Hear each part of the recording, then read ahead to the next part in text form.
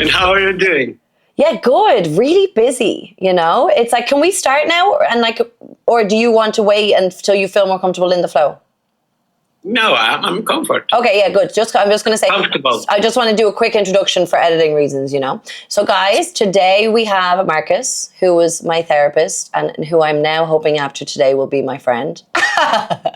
And we had a long, really beautiful relationship. It was the first time I ever did therapy, and I was so happy that I went and chose Marcus for the first time. He's really wise and really kind, and yeah, I'm glad that I get to share this person with you guys today. So I hope you enjoy.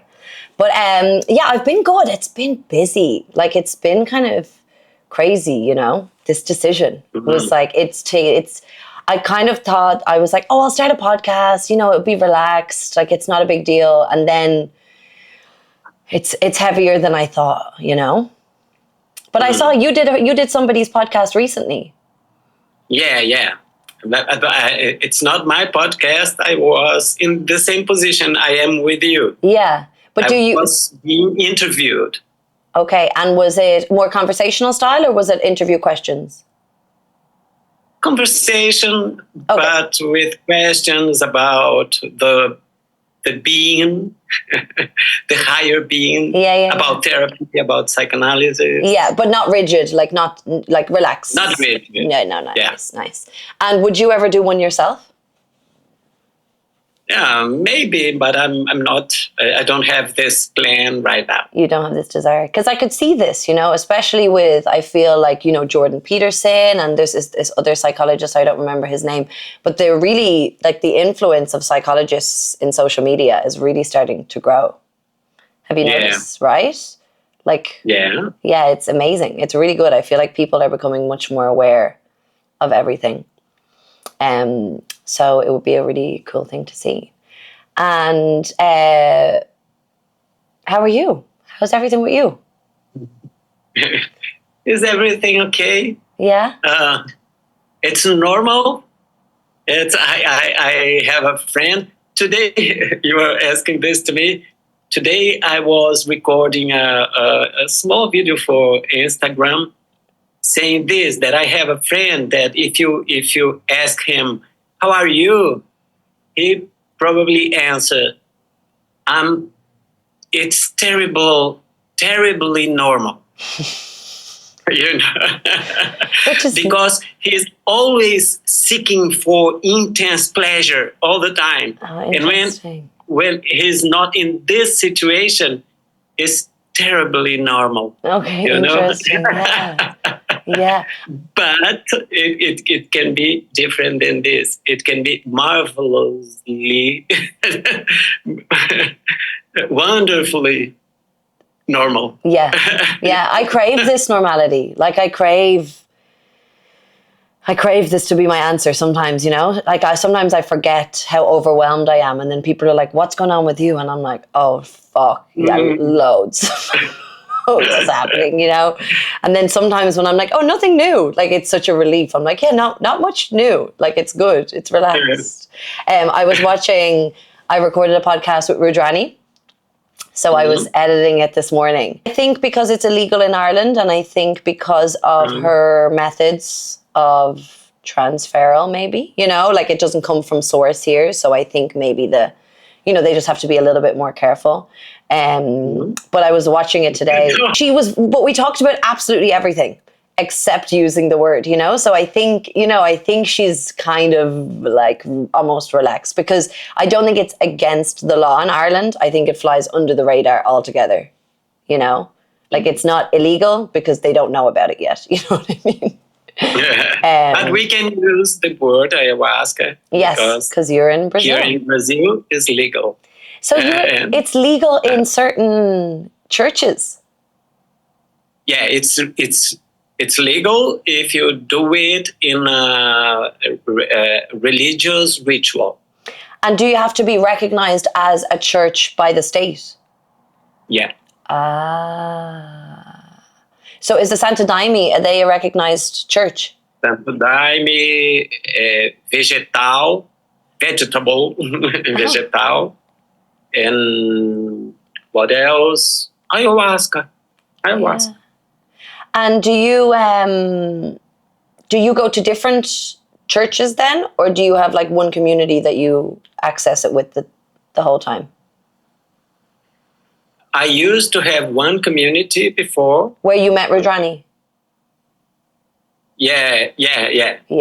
And where I met Rudrani. And now I'm a small group. Okay. Small group. Okay. With the same people every time you drink? Yeah, but always come one new, another one. Okay, there is a central group, core group, and then how many in the core group? Like 14, 12, this would make a really good TV show, you know. Because I think what I found the most interesting when I met Rudrani was like the human drama that still comes in these groups, right? There's still ego present, there's still competition present, there's still human elements even in this spiritual circle, right?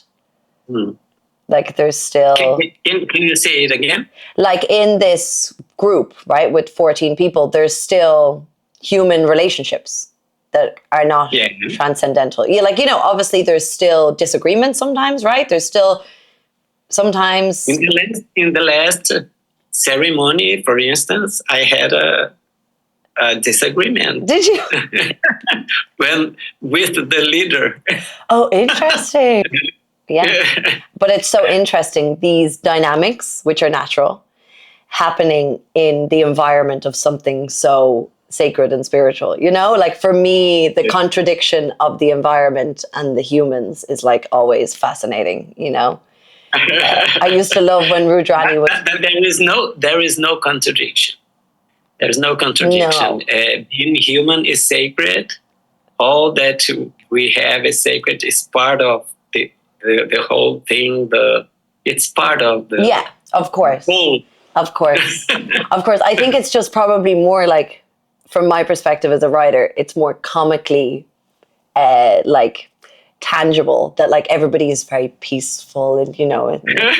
This is an image. Yeah. No, Santo Daime or ayahuasca, what it does, one of the things that it bring to us is showing our shadow, you know. So before we enter the realm of light and love, we face our shadow many times. To go there, you know, we have to clean, and there are many processes of cleaning. It's not easy. Yeah. And I remember Rudrani was telling me as well when she would go on these retreats that she would drink sometimes and like do the cooking, you know, like she was in the kitchen, working in the kitchen. And then like, it's kind of like you try to stay in the force the whole way through. It's not always this ritual. It's oftentimes incorporated into the everyday tasks of the actual humans as well when they're away, right? Yeah, and she probably was speaking about the situation of the making. Yes. That we call feitiu. Yeah. When you make the tea. Yeah. So you stay there for some days. I think 2 weeks. 4 days. Yes, or 2 weeks doing this, and then you take the tea and go cooking, and everybody is in the same vibration, and yeah, crazy. Such an interesting world. And what age were you when you started to drink? Is this what you say in Portuguese? Yes, you can say drink. What age I was? Mm-hmm. For 40, 39. 39, 40. Let me remember. Yeah, like 40 or 29. Was it something in particular that made you go towards ayahuasca? Had you tried other psychedelics? Not, I need to stop saying psychedelics, but it's similar kind of like plant medicines, right? Like, had you done mushrooms before be 39? Like, had you? Yes. When I was young, very young, with 16, 17. Recreational. Yeah, recreational, but Yeah. not recreational in parties, in nature Yeah. with some friends.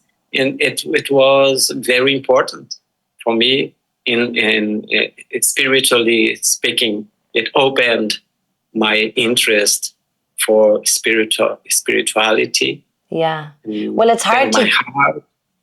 Yeah, it's hard to deny it when you take substance like this, because you gain this deep awareness that doesn't leave your brain after it passes. You're like, I experienced something, and it feels so obvious, like the shape of flowers and the shapes of everything and the geometrical and the feeling of being connected to the earth. It's like Avatar, the movie Avatar, like when it's like you kind of in the forest, like that's kind of the feeling, where you're just kind of like, this is my home. Like you start to just feel tribal, you start to, yeah.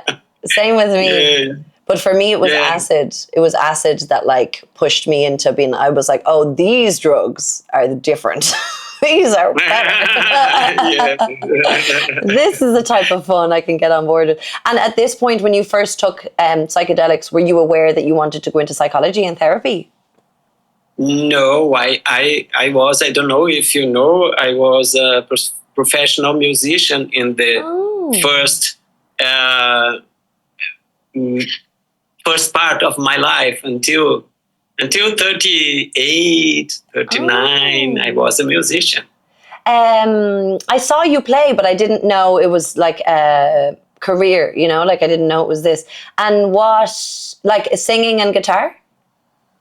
Yeah, singing and guitar. And I tried to be like a pop star, but I failed. Pop star, Marcus. A pop star, like Justin Bieber. No, like, I don't know if this is the right word in English. To be a professional singer. Okay, no.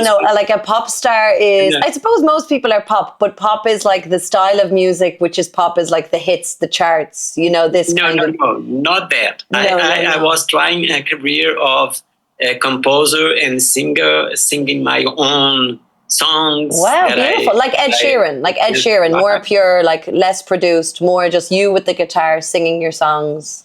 Yeah, and with a band, and I did many shows, etc. But I didn't. How do you say? I did. It didn't happen. You didn't take off. It didn't take off. Like yeah. And then I to survive, I used to give classes. Singing classes. Wow. Okay. And I survived giving classes and once in a while doing something else with music. But then I get very frustrated because I was putting my energy in my life to professionally to be a musician. And I failed.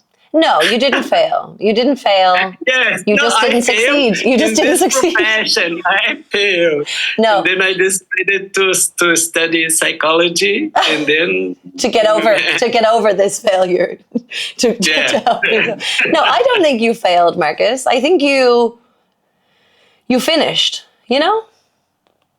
It's a good way to think. Yeah, I don't think you failed. At the time, I suffered a lot. What age did you kind of, like, what age did the realization kind of start to come into your brain where you're like, oh, this is not happening?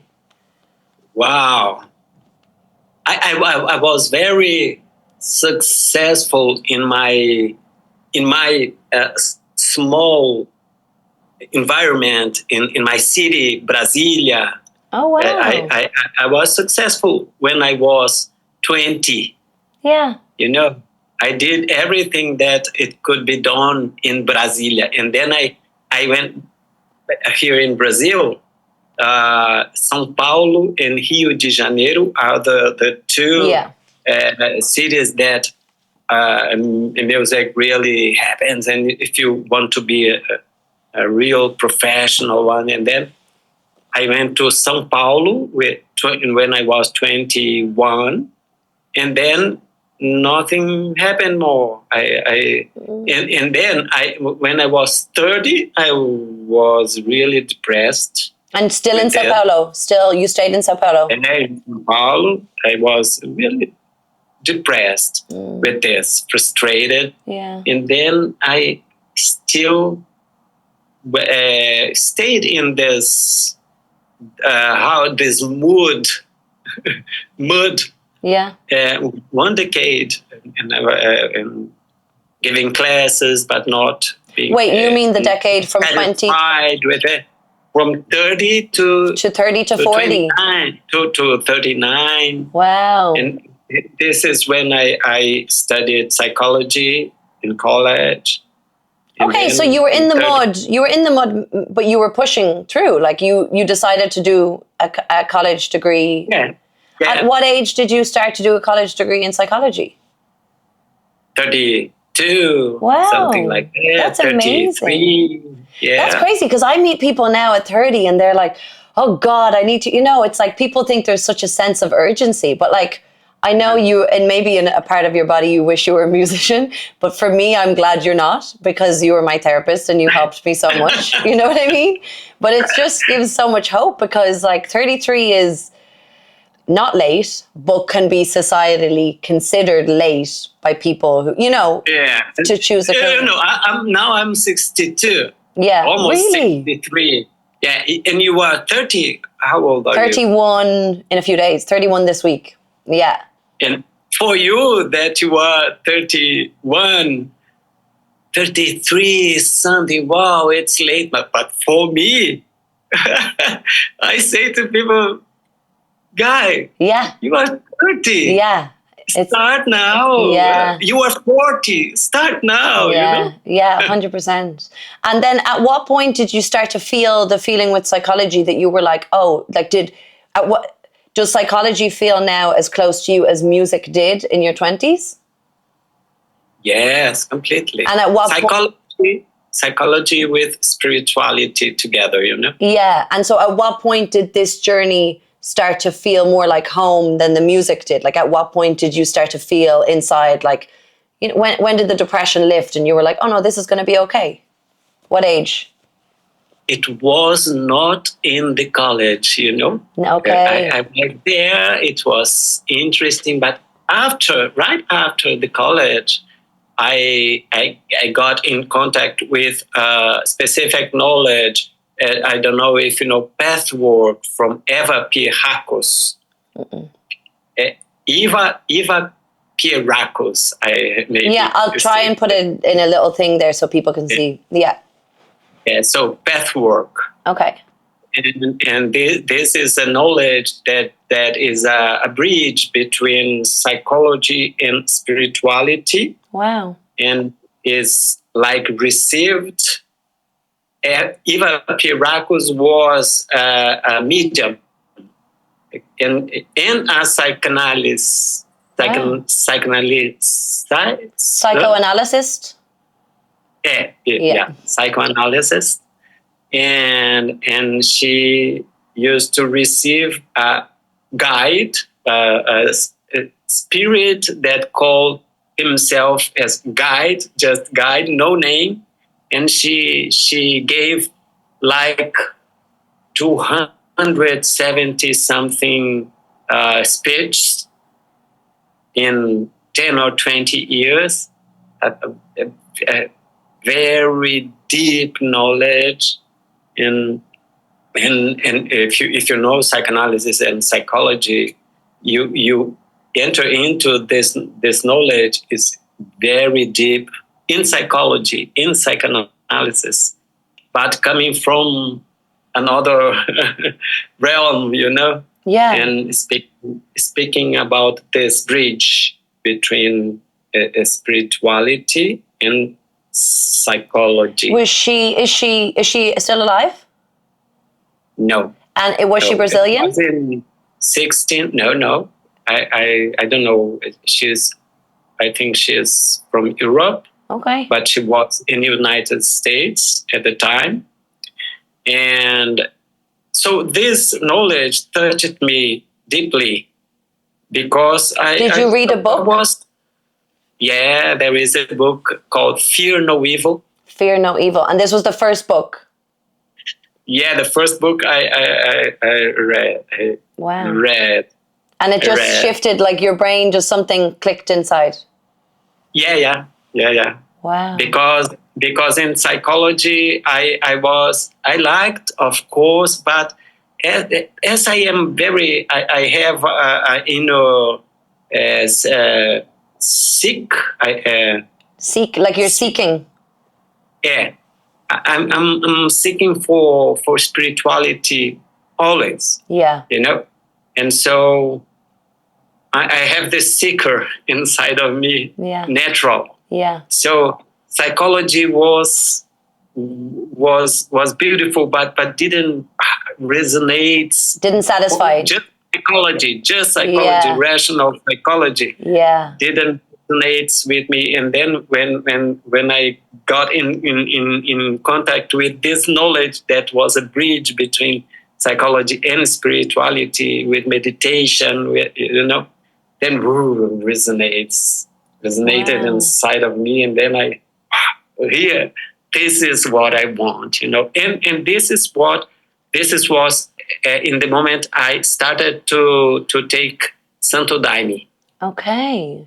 And did this Eva lady, did she talk about mind altering? So like, did she talk about things like ayahuasca? Was this part of her leading, or was this something that you accessed separate? It's separate. Okay. There is nothing to do one thing with the other. Okay. But there is everything to do. Yeah. Well, it's kind of like the universe is this big space, and then there's like thousands of doors to access it. You know what I mean? And there's so many ways, and music is a door to access the same, so I do feel like that's why I don't think there's one way or the other way. It's just your way to find the source, but like it's the same source in the middle, and it's just lots of different ways to access it, right? It's not like so okay, that's so interesting. And so did you finished a full psychology degree? Yeah. And then did you do another degree, like did you just listen to her speeches, or did you do like a course of her work, or I didn't do official course. There is official courses of path work, but I didn't do because at that time I entered in a group that was not official, but was deeply studying these knowledge. Mm-hmm. So we used to study this book, Fear No Evil. I went and studying this book, but studying ourselves through those books. It was a therapeutic self-knowledge group. And everyone in the group was on a similar journey. Everyone in the group was trying to be a therapist. No, everybody in this group was drinking Santo Daime together and studying this knowledge and doing therapy, So would you drink the medicine and then read to each other? Like have conversations? Not at the same time. We used to have classes, groups in weekly, and then once a month you had a ceremony. And in the ceremony, the leader used to bring the points of the study, and usually in the ceremonies we opened our mind to see that points inside of us in our lives and everything. Because Santo Daime, ayahuasca, potentializes the vision, the consciousness about ourselves, about our shadow, as I said. before, about our light, about our love, but about our relationships, about family relationships, our past, our childhood with our parents, Yeah. So what we studied in our weekly groups, in the ceremony, there is a glass, very, very powerful. Yeah, like a magnification. Lent, you say lent, or glasses. It gets very bigger the sight. Magnify, like magnify. Magnify. Yeah. Yeah, that makes so much sense. But I'm curious as to why, like, were some of these people artists? Like, what were these? Like, I understand from your perspective, I suppose, the need for self-exploration because it's your passion, right? It's what you do, it's your lifestyle. But the other people, are they like, what is their, where does their curiosity come from in themselves? Knowing themselves, trying to get rid of the suffering. And would they be like as in what walks of life do they come from? Are they artists? Are they creatives? Are they different? Are they yoga teachers? Like, what kind of people are they? Are they lawyers? Like, who? Like, is it a mix? It was a mix. There are all that you said. There was there. There are lawyers, artists, therapists. Say more. Let's see. I'm not a bit insurance company brokers, politicians. Yeah. Politicians. Yeah. Was there? Yeah. Really? Yeah. Wow. It sounds. I know. I don't want to offend anybody, of course, but it sounds like a cult a little bit. Cult. Yeah, but it was. But I don't want to speak about that because there are stories and. But was it became? It became, didn't it? It became. But I had a feeling. I'm like, this is sounding more like I'm like, soon this is going to be a cult. I feel, It became a cult, and when I noticed that, yeah, because that's my fear too. It's like you're having fun, and then all of a sudden you're like, wait, am I in a cult now? What's actually happening? That would be my fear too. But I suppose as long as you are always more like, as long as you keep your life, as long as it doesn't become your life, you're safe, right? It's more like a church. It's more like a religion. It's more like a community. Yeah. Like people go and play a sport 2 times a week and have a match on Sundays, Like sometimes I say football is a cult as well, So it's more like this, a community with a shared interest. And there just so happens to be ayahuasca, A little detail. Yeah, it's casual. What like, why not? And so... But, no, you go. But it was beautiful, profound. I learned a lot there. Okay. And so nowadays I'm in another place in my own journey. Okay. Yeah. But when I was into this group, it was very beautiful. Oh, I'm glad that happened for you. And do you remember your first time drinking? Yes, I remember, but not very much. Not very much. Because my first time didn't work. Didn't? No, because I ate meat and I had sex and I drank alcohol the week before. And so I got sick a lot, And it was with Rudrani. And it was her first ever ceremony. I'm not sure, you were probably talking to her at this time. I think she was seeing you at this time. And so I think I wanted to be like a comrade, I was like, I'll come, I'll be there, I'll do this. But like, I was not ready. And so I'm curious if you understood the responsibility. Oh no. Oh, sorry. My brother is ringing me. I'm so angry at him, even though, like, how could he know? Wait, let me click back into this. Here we go. Sorry about that.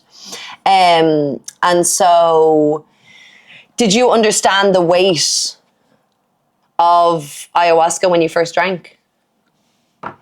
About that, can you repeat? I didn't Did you understand one word. Did you understand the weight? Like, did you understand ayahuasca when you first started to drink, or was it kind of a cure? Like, did you kind of have conversations about what it would mean? Like, did you understand what it would do before you drank the first time? Yes. I had an interview, a conversation, and I understood before, but we never understand before because it is not what we think, what we can imagine. But I had a friend that went to a ceremony thinking he was going to have a tea like the tea, normal tea, like chamomile, like peppermint. Come here to have to drink the tea with us. and he went there. And like the altar, you know, and he's like, this is some fancy tea, you know, and it does not taste like tea. Like like that's the one thing. It does not. It is not peppermint tea at all. That's so funny. And was he okay? Yeah, I don't know what happened, but he really went there to take a tea, a normal tea. So funny. And now you still drink, right? And so, like, do you feel like your work? Because obviously, let me figure out what I'm trying to say. Obviously, your work is quite intense, right? Like, how many, on average, clients do you see now in a therapeutic way? If you're comfortable saying. Not a lot. Like between 15 and 20 a week. That's a lot. It's a lot of human beings giving you their shit, you know. And do you sometimes feel like ayahuasca can help you to process that your work? Like, do you feel like it's necessary almost for you to be able to do the work that you do now? I don't think it's necessary. Okay, many therapists don't drink ayahuasca, and they do very good work, you know. And what helps to me, it's not directly, but it helps my own process, you know, my own process to deepen inside of me. And then it helps, of course, it helps because my heart gets more open and my mind gets more clear, and I have insights about my own process, my own psychological process, my own emotional process, and then I'm more able to understand the processes of people, you know. Yeah, that makes sense. And this, I with or without ayahuasca, you only are able to understand the inner world of the other if you understand yourself. Yeah, you know. Otherwise, if you don't go deep inside yourself, how can you help the other to go deep? Yeah. Oh. And do you find this? Like, do you find that sometimes you're tired some weeks and you're like, these fucking people, you know? Why you ask me here in front of the camera how my clients will be listen to me? Yeah, no, I think they'll want to know. I think they want to know, you know, like, and not in a specific client, like all the clients, but you know, like, as in it's a job that requires so much presence, so much empathy, so much, like you said, such a clear mind to not wander into self when somebody else is giving you them. Like, it's a really big responsibility, right? And so, like, how do you handle it? If, like, you know, how do you handle it if, you know, you have a child? I hope you don't mind me mentioning, but you have a daughter. If some drama happens in her life and she needs you, and you have work, like, how do you handle that balance of work and self when your work is so reliant on yourself being good? Yeah. Let me tell you, I got depressed. Not this time that I told you when I was 30, but after that I was a psychologist and something happened in my life. I lost a huge book that I was writing, and I did the mistake of not putting it in the cloud, and then I lost 5 years. Oh work. no, Marcus, no, I actually have to touch wood. That's like my biggest fear. Yeah, so record it, put them in the But I cloud, record them and I have them on these little things, and then I'm like, this is tiny. What do I do with this? You know, it's like, wait, there's no, like, you know, it's like everywhere, nowhere is safe enough. I'm like, what if something gets hacked? Everything, it's so scary now. But what happened? Yeah. That's terrifying. I'm sorry that happened. And then I lost this work, and I got depressed for some months, and then what I noticed, I didn't have energy to do anything. It was not like being on the bed without being able to stand up. Not this much, okay. Yeah. But I was without energy. I was sad, but when I entered the sessions, therapy sessions, I was there. There was energy to do that Wow. thing. I don't know what is this magic, or it is my service. I don't know, but I have energy to be there, you know.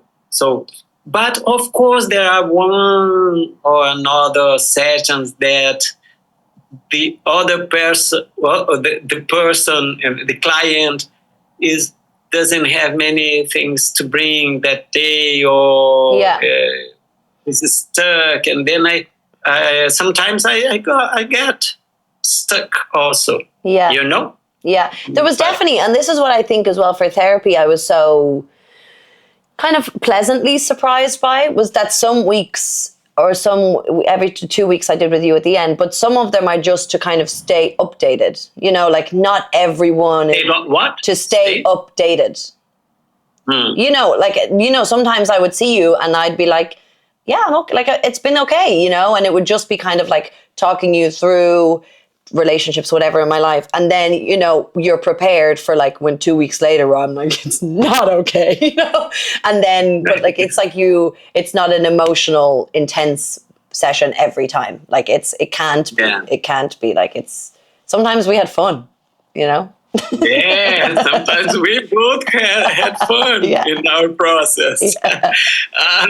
So our process together was very beautiful. It was pleasurable for me. Yeah, it was. It was life-changing for me. You know, I was watching the Rudrani podcast, so I was talking to her about ayahuasca. And I was talking about how doing all the work with you, because I remember you weren't really encouraging me to drink, you know, through lots of sessions. And then I think it was after I spoke to my dad about things that I felt, and I had this conversation and I was open with him, and you were like, okay, now go, you're ready, you know? And I was like, okay. And so I think I did it like in the next 2 or 3 weeks or month after that. And then the medicine really kind of, I know me and Rudrani were talking about it. I wonder if you have the same opinion. I felt like with me and you talking about what I was going through, it kind of brought everything to the surface a little bit more. And then with the medicine, it was like a kind of cleansing of the residual emotion that was maybe unnecessary, but it was too strong and too intense and too deep for me because I cried for like 7 hours, you know, and I don't think I would sit. Yeah. And I don't think I would sit. Maybe it was 4. You know, I'm exaggerating. Maybe it was 4, but I cried the whole experience, ayahuasca.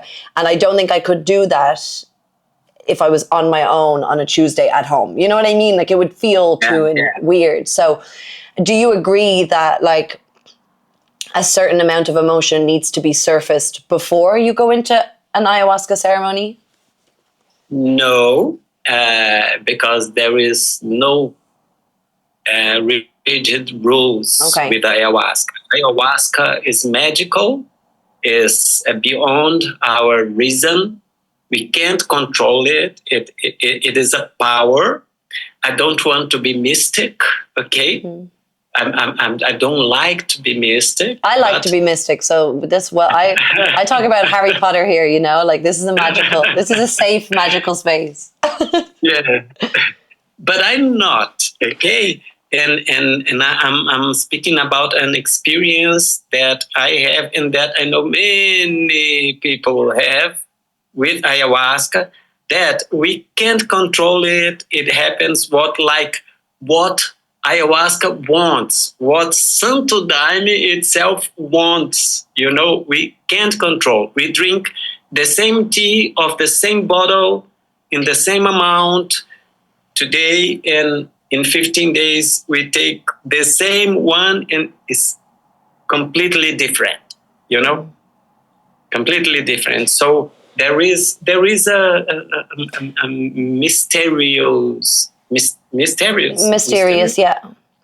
And so why did you wait until a certain point in our therapy to suggest for me to go and drink at that point? Like, it was because I actually I don't remember that this happened in our therapy, but as you are saying this, so it was probably because I didn't feel that you were like intuition. at the point, you know, because we need to be prepared, but not in this way you said, because you brought in our conversation something specific. Yes? Yeah. Well, like the theory of like surfacing, like being aware of what needs to be worked on, I guess, you know, an awareness of the pain. Yeah, but it's not. Let me give you an example. I have a friend, I forgot the name, but a friend. She's a cousin. Yes. I have a cousin. Cousin is female. Yeah. Both same word, but both. Yeah. I have a cousin that she had a big problem with drugs. Okay. But very deep. She was almost dying. Wow. Okay. And then she was not aware of anything. And then she went to a Santo Daime ceremony, and she healed in one session. She went out of drugs in one session. And what drugs, if you don't mind me asking, was it cocaine? Was it like? Yeah, cocaine, but in the version, the worst version of cocaine, Methamphetamine. Crack. Crack. Oh. You know crack? Yeah, we don't have it here, I don't think, but yes, I know, I heard, yeah. It's terrible. Wow, well, amazing. Thank God it worked. Yeah. Wow. So Santo Daime is, it's magical. It's magical. Okay. We can't control it. And other people go and drink and nothing very meaningful happens. Okay? They get altered, but they don't have this kind of experience. People using drugs go there seeking for healing. Many of them really heal, but some not. We don't know. Wow. Yeah. And then with the drugs, though, like, do you think that the source of addiction is an addiction, or do you think it's trauma? There are researches that say that most of drug addictions are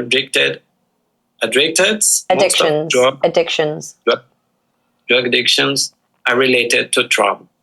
Okay. Most of people that has drug addiction, they went through traumas. And is it usually trauma from before the age of like 10 or 11, or can it be trauma from like 16 or 20 or, you know? Usually is before. Usually is before. Okay. But of course you can have a big trauma after that. Yeah, like boys who go to war sometimes, right? A lot of the war veterans would come home and they get hooked on drugs. Yeah. Wow, that's crazy. That's crazy. And so how often do you drink now? Like 2-3 times a year or once a month still? Or what's your Monthly. monthly? Wow. Sometimes more than that. Sometimes more. So it's really just Yeah. part of your whole world. Do you think, is there lots of people in your community who do the same? Lots of people. Yeah, Yeah. it's normal. In Santo Daime tradition, the Santo Daime itself tradition, they drink like twice a month, and sometimes more than that, because they have spiritual festival, special dates, So yeah. But it doesn't taste good. Doesn't what? It doesn't taste good. He said doesn't taste good, but you get used to it. It's okay. No, Marcus, it's nasty. That's why I'm like, I don't think I could, just for that reason, Ooh, even just thinking about it now, I'm like, ooh, it's so strong. Yeah, but this is normal. What you were saying, many people say that, and they get used, or it's so wonderful that they go the same way. Okay, it's but I go there because because I want to be in the forest. And so I got sick both times, the same amount, I think.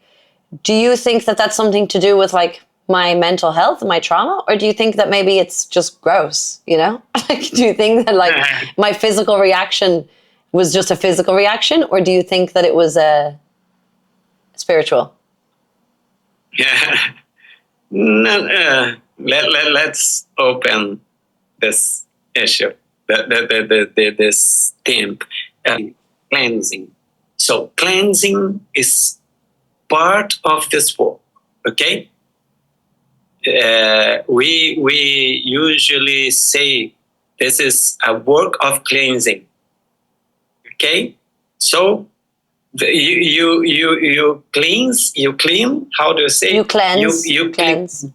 You cleanse emotions. You cleanse distorted thoughts. You cleanse energy in your body. You cleanse memories that are stuck in your system, in your psychic system, physiological, psychological, emotional system.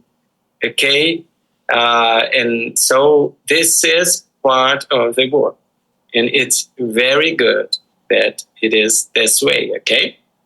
So you can cleanse the word, you can clean many things inside of you. Okay. If you have an actual current emotional issue with somebody, and it's not good inside of you, you can cleanse this in a work, but not in your control. Okay, it happens. Or you can cleanse. Repeat the word, please. Cleanse. Cleanse. You can cleanse. But clean is also a word, so you can clean or cleanse. But cleanse, I think, is more appropriate.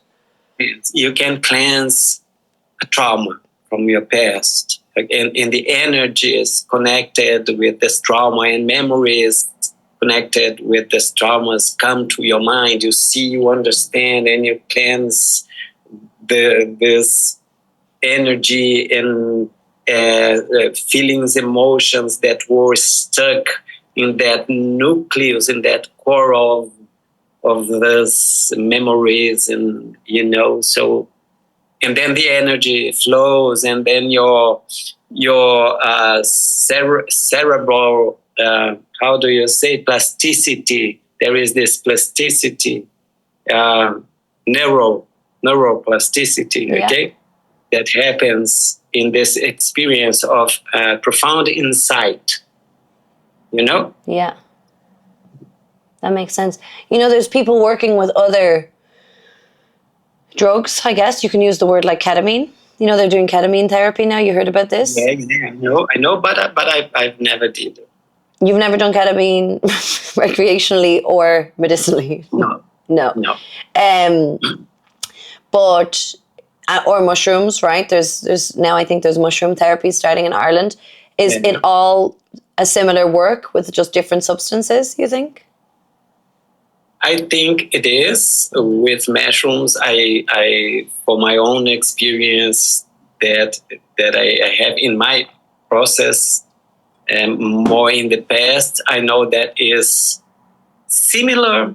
It is a medicine, a natural medicine coming from plants, and it expand our consciousness, and it's in a different way from Santo Daime, but you can say that has similarities.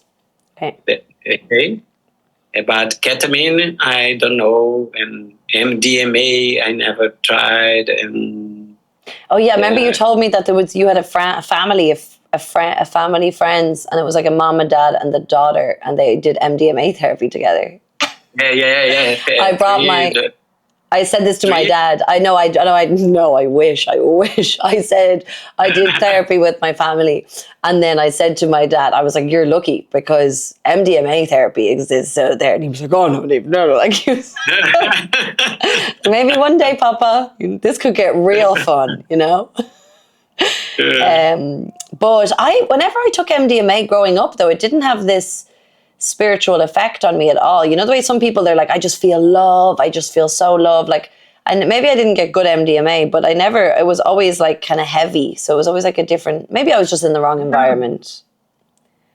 Yeah. Yeah, I don't know. This is not my experience, but what I studied about that is that when it's pure, because there are many that are not pure. Yeah. Other substances together, like just for using as a drug. But for therapy, when you use it pure, what happens is that it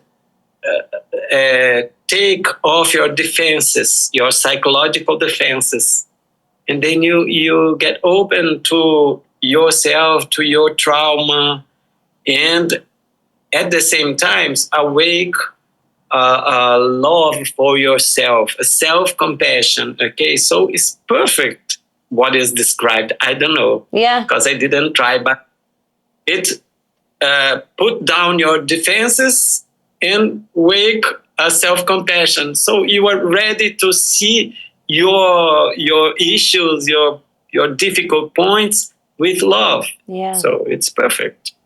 Yeah. Yeah, people love it, you know, like people love, and I think especially the mixture of, and I think it's like historical, the mixture of mind altering substances and music, you know, like this combination, you know, it's like, now it's like reduced to teenagers, youths, you know, like this kind of, but I'm like, no, probably in tribal days, everybody would experience this and take it for granted. Like, why do you think that they started to control people's like the availability of certain drugs like MDMA, where crime wasn't necessarily happening, right? Like people don't really commit as many crimes on weed or on MDMA as they do on alcohol. Like, why do you think alcohol is legal and these other substances are not? Now we enter in a realm that I'm not used to, but I think the system, the political, economical system, for them, alcohol is good because it helps to control people. You give something for people to put the craziness out, to relax a little bit. Many of them get addicted. Mm-hmm. Yeah, and but alcohol doesn't bring awareness. Alcohol doesn't help people to grow inside of themselves, to grow in consciousness, to see more clearly things about themselves, about the world. On the contrary, it numbs our consciousness. Okay, so yeah, and I think this is the point, because from the ancestral time, from thousands of years ago, there were alcohol and there were mushrooms and there were ayahuasca. They are finding that at least more than 2,000 years ago in South America, and but why these other kinds of substances got prohibited and alcohol not? I know. It drives me a bit crazy, because I think people misconstrue their desire for alcohol with just a desire for socializing, because in every country, alcohol and socializing go together. But it helps. Yeah, it helps. It does help the person to relax. To relax. Yeah. I like drinking. Yeah. Like I like a glass of red wine, but I like a joint with my glass of red wine. You like what? A glass of red wine. Yeah, but I like weed with it, because then you're really on this, then you're really flowing. So I like both. Yeah, I like both, because then I can be deep, when I want to, and then I can have fun when I can access both kind of parts of my brain. But I definitely get frustrated by the amount of alcohol that's consumed and the limited. In your country, there is this cultural thing with alcohol. Yeah. Oh, it's so crazy. Yeah, but it's fun. I'm afraid of saying what I said, because your people won't like me. Well, that's why we have to say it. That's why we have to say it. And recently, I think I said this to you as well before, recently cocaine has become more of an epidemic in Ireland, especially. I don't know numbers, I don't know statistics, I don't really care. But from my perspective, when I was coming up and I was growing up, we talked about this when I was in therapy with you as well. People were taking cocaine when they were 28, 30, because it's expensive, it's an older person's. And we were trying MDMA, we would try ecstasy, we would try all the other things. But now it's 17, 18-year-olds, cocaine, it's crazy. So alcohol and cocaine are the two main drugs in Ireland right now. And it's scary for me, Yeah, it's scary. It is scary. I don't know if you know. I have clients in Ireland. Yeah. Usually, I have clients in your country, and always come this topic of cocaine. Or they have friends that are into this, or they themselves, or they had been in this. With this problem as a problem, not just as fun, Yeah, it's very rare that somebody has a healthy Coke habit, You know what I mean?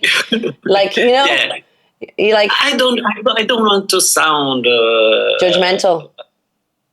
Judgmental, but I can't believe cocaine is not good. No, cocaine. And that's why I was saying, there are some people I've heard recently a healthy cocaine story. There was 3 guys, and they went thirds on a bag. So €30 each, and when the bag was finished, it was over. But this is not usual. Usually, it's one person. It's €80, €100. And then they have to pay their taxi and alcohol, everything, and they're up until 6 a.m., 7 a.m. And then the come down, the depression afterwards, the anxiety afterwards. It's scary. Yeah. And like you said, it's not that far from my reality. A lot of my friends, a lot of people I know, people I love, people I care about have seemed to experience this kind of same problem. It just becomes such a norm. What do you think is the need, what do you think is the desire for Like, do you think it's the same as the desire for alcohol, to just relax, to escape the feeling of responsibility? Like, you think it's this same desire? It's a seeking for excitement and for being more smart than you are, because at that point, at that moment when we use Coke, you feel yourself very smart and you speak a lot and you think you are being clear and you have energy, and then after half an hour you need more Yeah. to keep being smart. Yeah. And it's a cycle. It's a cycle. To feel this. And this is what creates addiction, when it's rapid, when it's quick. You use and pop. And then it doesn't last a big time, and then you need more, and this is what creates addiction. It's different than ayahuasca, for instance, or acid, or MDMA, because you take, it lasts a little bit more to the effect come, and then lasts more, lasts 4, 5, 8 hours, the effect, and this doesn't create the addiction, Yeah, because I think I had an alcohol dependency. I think I was, like I told you, when we were in therapy as well, like I would drink and black out like normal, so normal to just drink. And you were very young. When I was very young, but I can still feel like if I'm not taking care of myself in a certain way, or if I'm very tired, I feel this compulsion come back, sometimes, Yeah. like, and so I think what I have with alcohol is what some people have with cocaine. Cocaine is much more expensive and it's scarier in a way, but I think that's probably why I'm so curious and so interested in it, is because I'm talking about me in a way, because I have it with alcohol. And like the effect I get from alcohol is kind of like an upper, like this rapid feeling that you get, like this, what you described is the exact feeling that I get and my family get, it's like a family thing from alcohol. And I think it's, it's just scary. And like you said, in a country like ours as well, because it's so dark and like you have to kind of go to pubs to socialize, you're much more likely to kind of experience this world. Yes. Yeah. But yeah, just more people need to do mushrooms. There needs to be more magic mushrooms. That's my theory. But I want to go back. I want to go back to, so when you first did this is from my own curiosity. I finally get to speak to you. I finally get to ask you questions, Marcus. Thank you. So today is our the first day of our friendship. Yes, exactly. It feels more balanced, it's more relaxed. I wanted to so many times in our sessions, and I was like, that's not what this, we're not here to just converse, like it has, we have to do work. Yeah. But when you first did your psychology degree, you were 39, did you say? No, you were 32, 33. 32 to 33. And then when I start graduation. Yeah. Yeah. Oh, wait. And so when you finished your degree at like 37? 37, 38. And at what point did you start to get... 5 years. So 3, 4, 5, 7, 8. Oh, it was 5 years. Wow. And in Ireland, this would be very expensive, like this kind of course. Like at that time, were you giving music lessons? Yeah, but my mother used to help me to pay the graduation. Oh, good. And is your mom still here? Yes, she's 97. Wow, good for her, 97. Yeah. And is she... She's cute, but she's, I don't know how to say in English, but out of the... mentally gone a little bit. Yeah. Oh. But she's very cute. Okay, She's cool. like this old people that she's out, okay. She can't have a conversation, but she's very, everything is beautiful for her. She looks at a tree. What a beautiful tree. Oh, that's so pure. Like a child. Yeah. Because I feel like children have this quality where they're just present, you know? Like when they're very, very small, they don't think about tomorrow. They don't think about yesterday. Yeah. You know, these are like foreign concepts. And I feel like as you get older, this is the same type of thing where you're just like, wow. And what's now? Like, what's next? You know, like now, like, you know, it's always quite present. Oh, that's sweet. I'm glad that she's safe and that she's happy, you know, even if she's not like your mom in the same way, right? Because it's like a different version. Oh, that's nice. And at what point did you have your daughter in your career?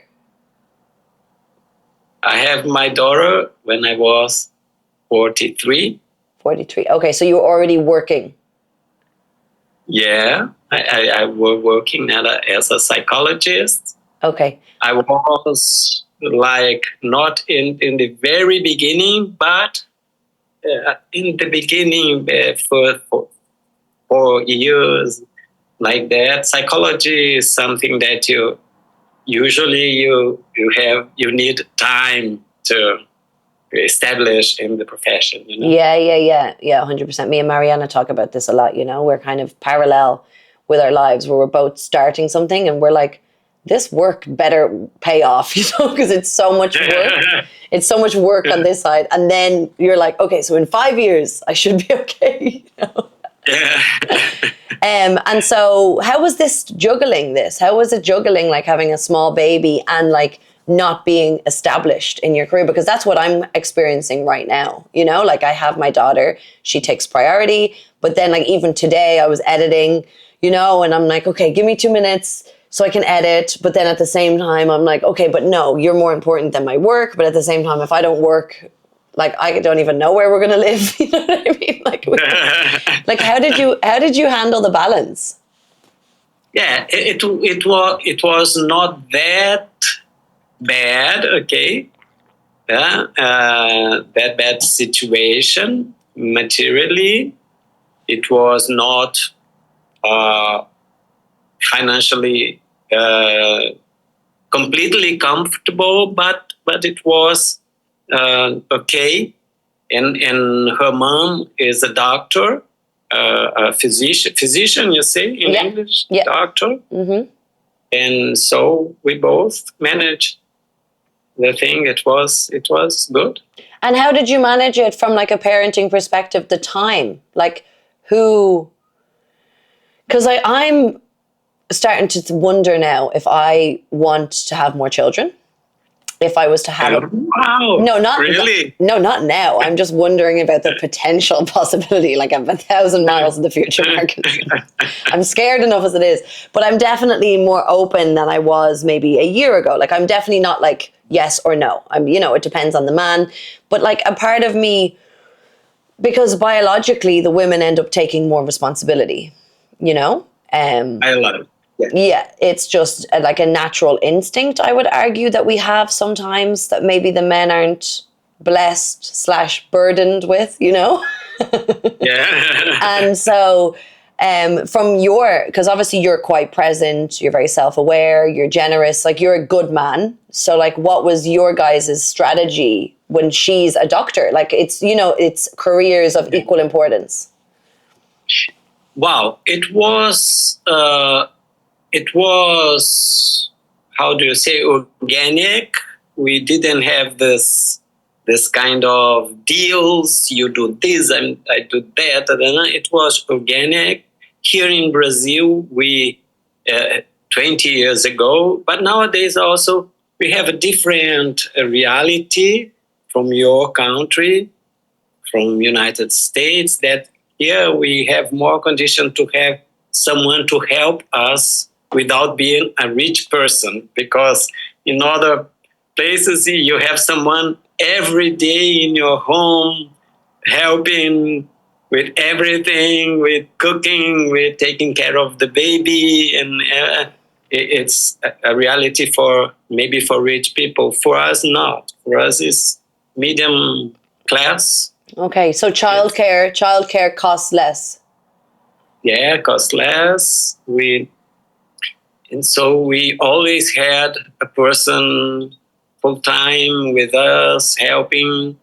We it's not that we didn't do our Yeah, because role. that's my fear too, you know, because it's like you have to strike the balance by maintaining self, but like the child is the priority. Like the child needs your attention. The child needs a lot of attention from a parent. Yeah.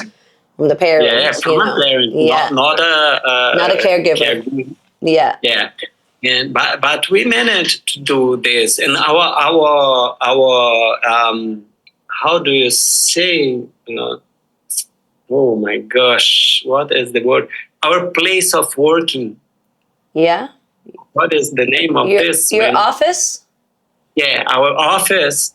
We had a house, a space with many kinds of therapies, and my wife at the time, I am not with her anymore, but she had a room, an office inside of this house. I had another room, my office, okay, and it was near our house, and we went to the office and went back home, and when one was at home, another one was at office, and we had great people helping us with the service. Staying at home, we really trust them.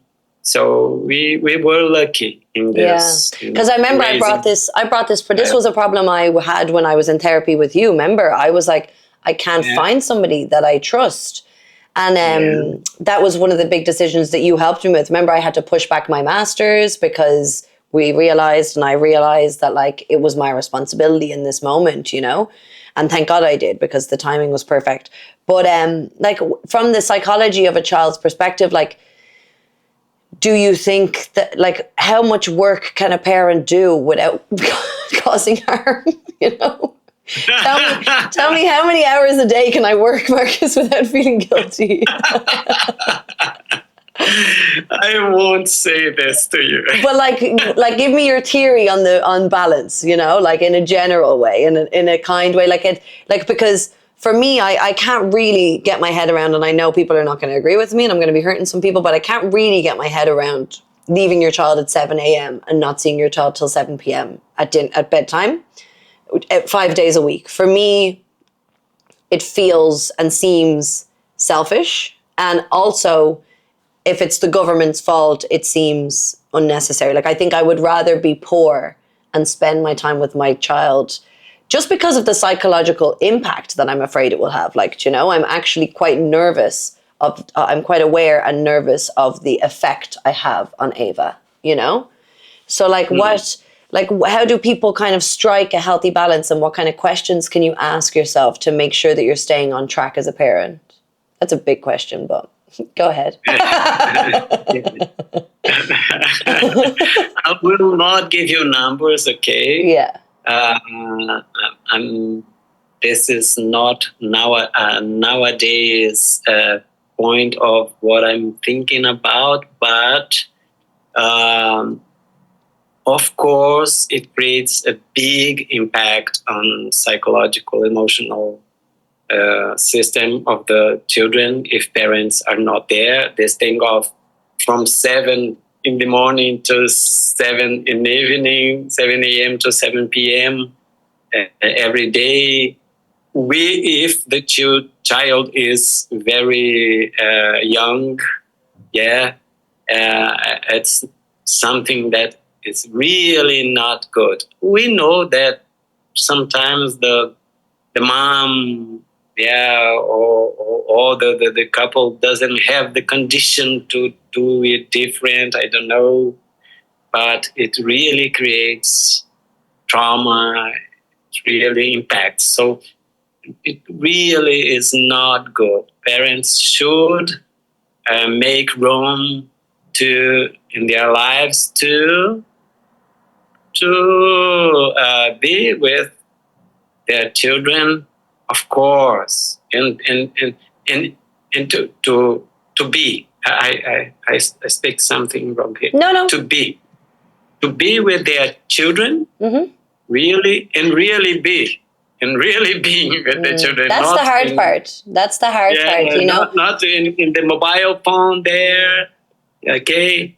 And, but it's very important, okay? It's very important. And and Ava is reaching the age now where she's starting to. Oh, she's so freaking cute, Marcus. Like she's a magical little child. Like so gorgeous.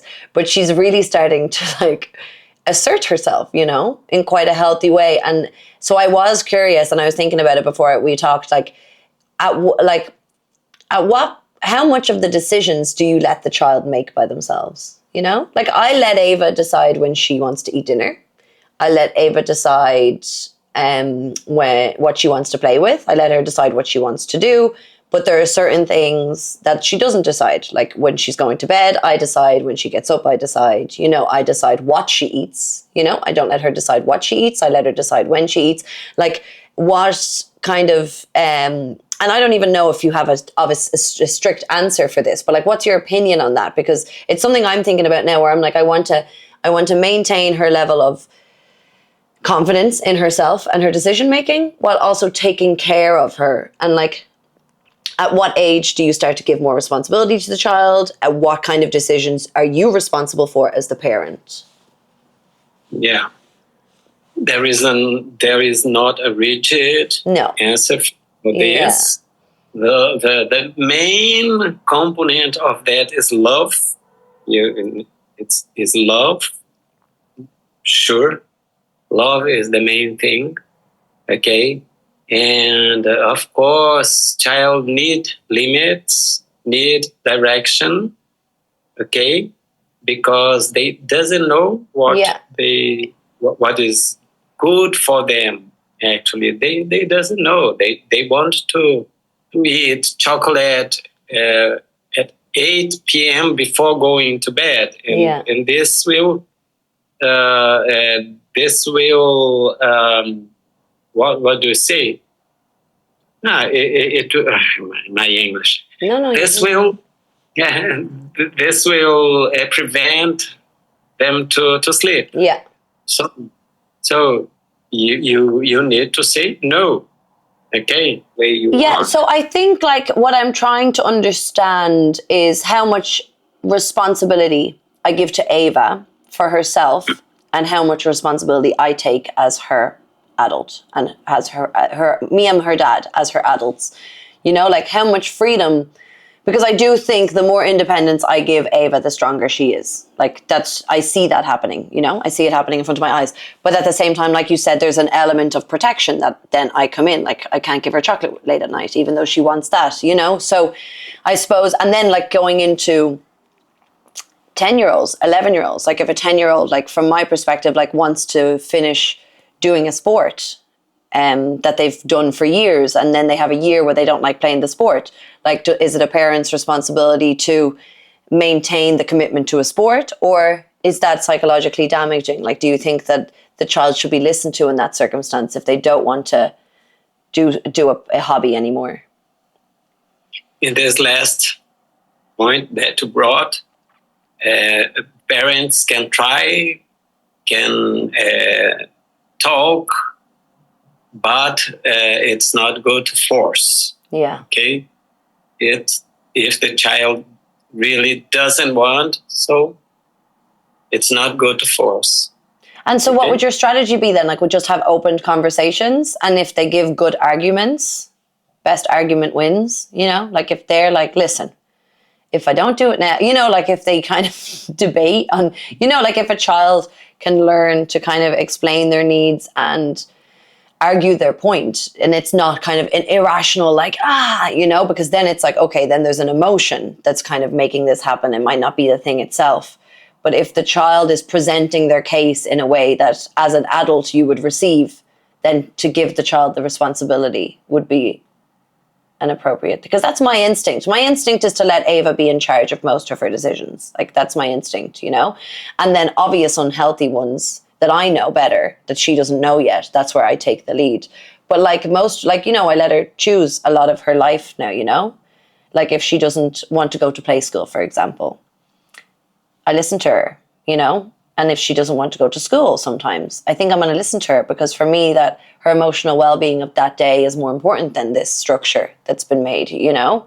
And like, what was your perspective on parenting with that? Like if that happened, you had a girl, I'm sure you experienced these days. Like, what was your strategy?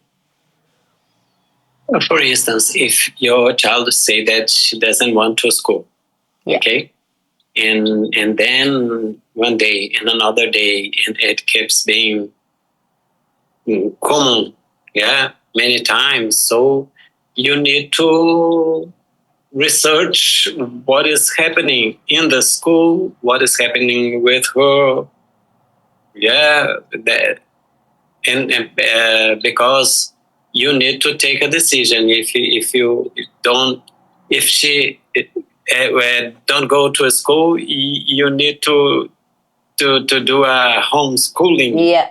with her, something like that.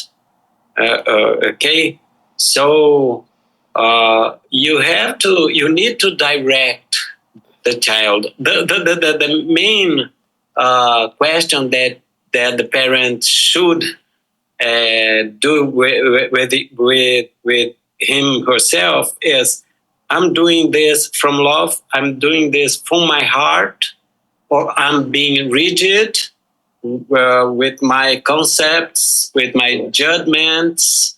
Yeah, I want to force her to do my way. Okay, so this is the main. In my experience, I did mistakes with my daughter. Lots of mistakes, of course. Everybody did. Everybody did. Okay. But there was love. Really, there was love. Okay, and the result is very good. Now she's 19, and she's a good person. She's a good person. So this is the main ingredient of education. Okay, and let the child free to be themselves. Okay, let them free, but being free is not that there are no rules. So you help them. If they disorganize something, it's very good if you can bring your child to reorganize that thing, because this way they will learn in a natural way to organize things, that it is her responsibility to reorganize what she disorganized. Okay, things like that. And of course they have to eat. They need a routine. They need a routine. Yeah. Okay, if she wants to eat in each day in a different time, it will not be good. No. For them, you know. So, but is there a window? Like, as in, sometimes I think it's different with each child. But you know the way sometimes your body is not as hungry sometimes, right? Like, I don't really, like, I grew up like, you know, like, isn't there a point where you want to listen to your body's hunger cues, you know, as well, right? Yeah, as well. You know, because sometimes not being rigid. Yeah, not being rigid. No, not being rigid. But having, like, we have breakfast, we have lunch, and we have dinner, and they happen in and around the same 2 hours, you know? Like, it's, you know, it's a flexible routine is what we have. You know what I mean? She knows what's coming next. But if she's like, I'm not really hungry now, like, I'll give it another hour. And I'm like, are you hungry now? And she's like, yeah, I'm hungry now. And then I'm like, okay, you know, like, this is kind of what I do. I, like, give her the option, and then, you know, she's aware that it's coming, but I don't say, like, no, you need to eat. I'm like, no, okay, if you're not hungry now, like, your body, because like, learning to listen to your body is quite hard to regain if you've done other things, you know. So that's kind of more my strategy. But I guess yeah, like I notice that if my body is out of routine, like if I wake up at 10 o'clock one day and then I can't wake up at 7 for like 5 days, you know what I mean? Yeah. So in that aspect, I'm like so aware. So me and like even her dad now, Adam, Adam, we both wake up at the same time nearly on the weekends, even though just for because I'm like all three of us need to stay in the system because it's working, Yeah. Because I think And it's very, very helpful yeah, it to do is. way to do Yeah. it this way. Yeah. I don't need that. Yeah. I don't need that. Yeah. And I don't want to be tired for her, I don't want to be cranky in the mornings, like she's so cute now. Like I'll wake up in the morning and I'm like, Ava, just 5 more minutes, I'm having a really nice dream. Like, I think she likes the idea that I'm dreaming. And she'll just lie and she'll just put her hand like on my chest and she'll like whisper. Yeah. She'll be like, are you having a dream? She's so considerate now. It's really sweet. But like that, even then I'm like, I should be awake. Like I shouldn't be like, when I do go out and do adult things, I feel like the full week I'm like, okay, Ava, I think I'm there today, I think I can match your energy at 7 o'clock in the morning today, Like, I think I can. But it's crazy how much energy a child needs from you, Wow. Like, it's crazy, right? How old is she? She's 3. She's 4 in April, so yeah, 3.5. Yeah, so cute. Oh, she's my dream. She's a dream. And I suppose the other side of it, so we talked about like working too much being one of like a very common trauma, would you say, or a very common childhood experience? Having parents that work so much, Yeah. that works a lot. Yeah. Yes, it's very common. I've heard this story lots of time because I used to give many therapeutic groups, self-knowledge groups. Yeah. And many people used to bring this in their about their childhood when we touch the childhood of people. This one of the very common. Wow, my father worked a lot. He was never home. And I didn't see him. I don't remember him because he was working all the time. Yeah. And so do you... And when he got home, he was tired. And do you, Marcus, then, I'm going to ask you something, you're going to laugh at me. Do you think that there's a possibility that the entire world has daddy issues? Of course. Right? More like do you think we all have mommy issues as well? Yes. All of us have in different degrees. This is the basis of our psyches. Yeah. Mom and dad, female and male. Yeah, so interesting. And then like I have to study in my master's this year. Oh damn, I wish I was doing therapy with you, but I would have ended up just talking to you about stuff. But I had to read a lot of books, and there was a book called The Hero with 1,000 Faces or something, and it uses a lot of Jungian psychology to, like, screenwriting is essentially understanding the psychology of characters to bring them to creation, so psychology is something that always interests me so much.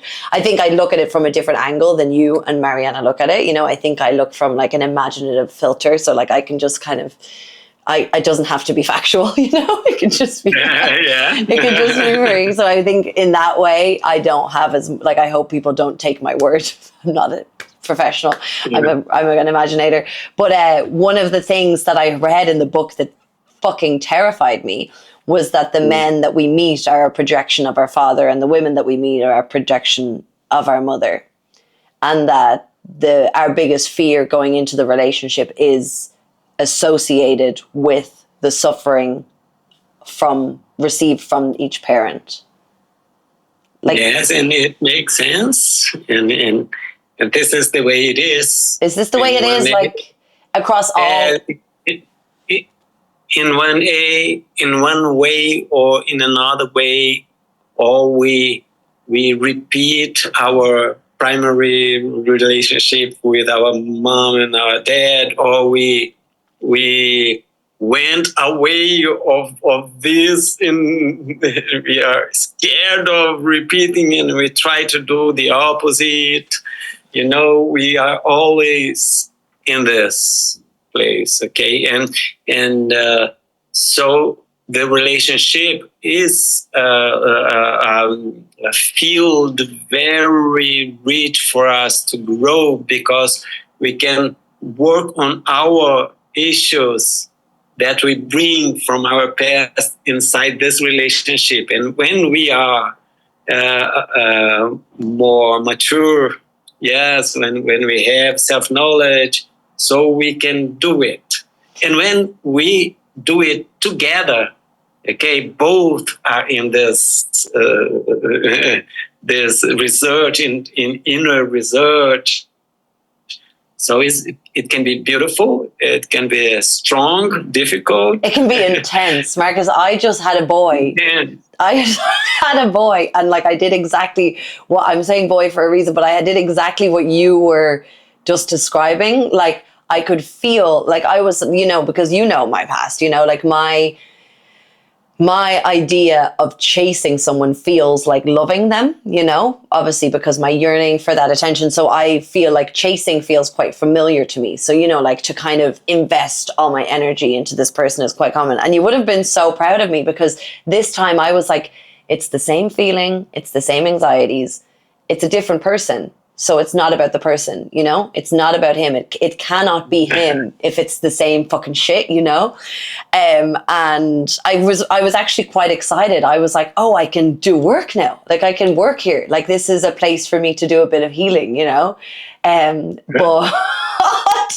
it was intense. I think you had a good therapist. I was texting him. I was like, well, Marcus said.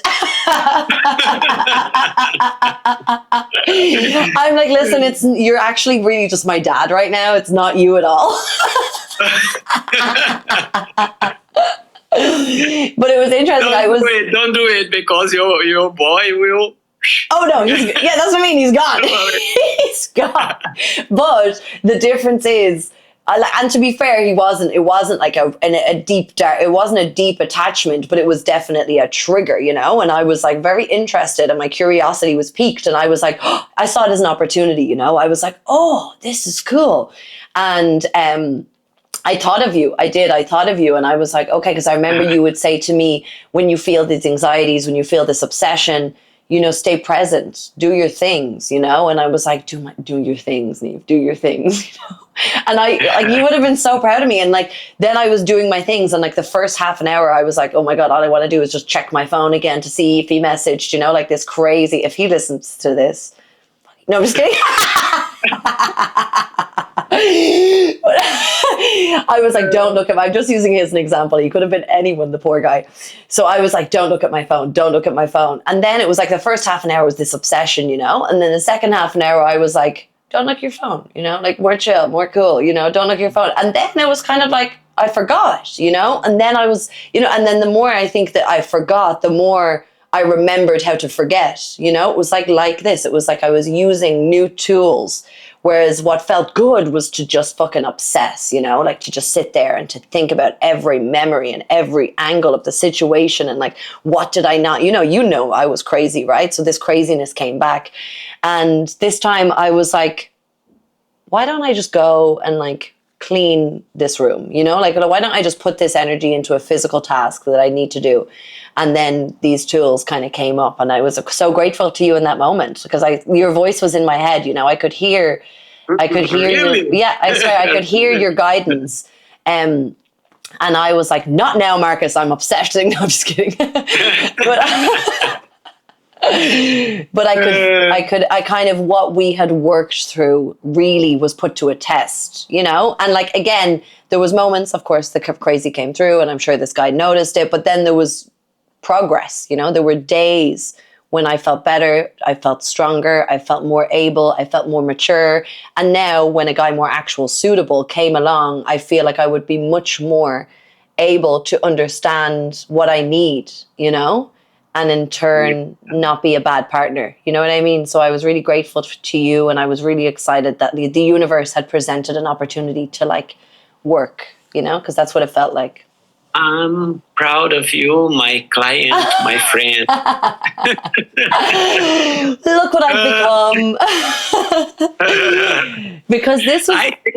I think we are in our time here. Oh shit, This- is it? to hear Oh yeah, you're will- right. But anyway, I wanted to end with a thank you, because that, including lots of more important, heavier things like Ava and stuff, like you really, really, there was a before Marcus and there was an after Marcus, you know? Wow. Yeah, Wow. yeah, there was. Thank you so much. Yeah, I'm so grateful. I'm happy to hear it. Yeah, it was really beautiful, and I'm so grateful to you. And I always am like such an endorser of therapy because of you now. I'm like, yes, it works. It works. Yeah, it works. Thank you. Yeah. You make me happy. Yeah. Okay, that's it. Any last thoughts, or are you good to finish? Wow, this is wonderful for me to talk to you. I know. My first interview in English. Not the last. Not the last. Yeah, and I want to say that our therapeutic process was very beautiful for me also. Oh, thank you. It was very good to have to do this therapy with you. And congratulations for your birthday. Thank you. I'm excited. Okay. And that's it. Thank you. Okay. Thank you, Marcus. I'll talk to you soon, I hope. And we'll stay connected. Yeah. Yeah? Okay. Okay. Bye. Bye. Lots of love.